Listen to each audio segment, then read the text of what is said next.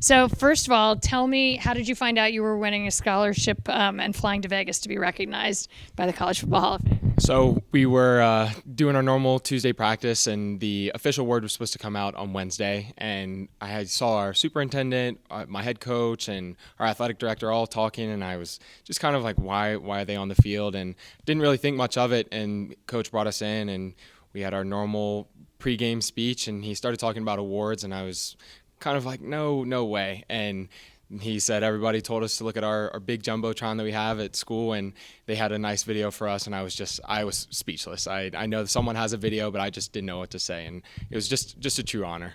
You know, it's funny you even say us, even though it was about you. Like, that's just the team thing. But what does it mean to you specifically? Just to even be a finalist for this? To me, it just means that I've made a strong enough impact on just the world in general. I mean, I've been on ships that have gone all the way to India and back, and up to the North Pole, I like to say, and all the way down to, really Houston. And so it means a lot, because it means that I'm a part of a foundation where it's got scholars like Peyton Manning and Justin Herbert. So it's a true honor. Why USMMA?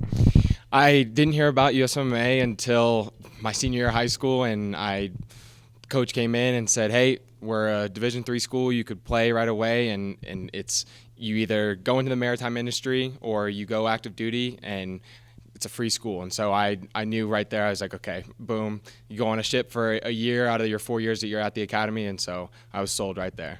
Who's had the biggest influence on your college football career so far at USMMA? I would say my head football coach. He's been tough, but he's been definitely a role model, and he's pushed me to really do everything that I know that he knows that I can do.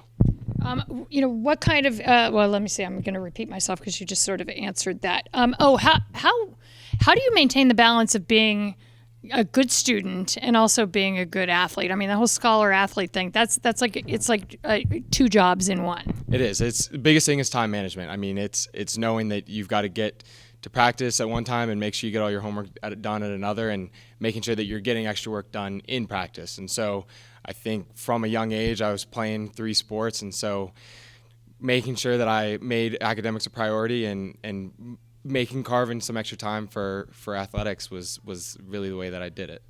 All right. So what does it mean to you to have taken over as the regimental commander, the top position in the Regiment of Midshipmen at the U.S. Merchant Maritime Academy? I'm reading this clearly. It sounds very staged, doesn't it?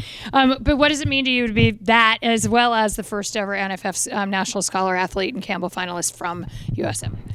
Being the regimental commander, means the world. You've got roughly 1,000 midshipmen that you're in charge of, and so the regimental commander is the true bridge between the regiment of midshipmen and the commandant staff and the superintendent. So being that top guy means that I have a lot of responsibilities, and I couldn't be happier that it's me that's doing that. And being the first finalist from the Merchant Marine Academy, it just means the world.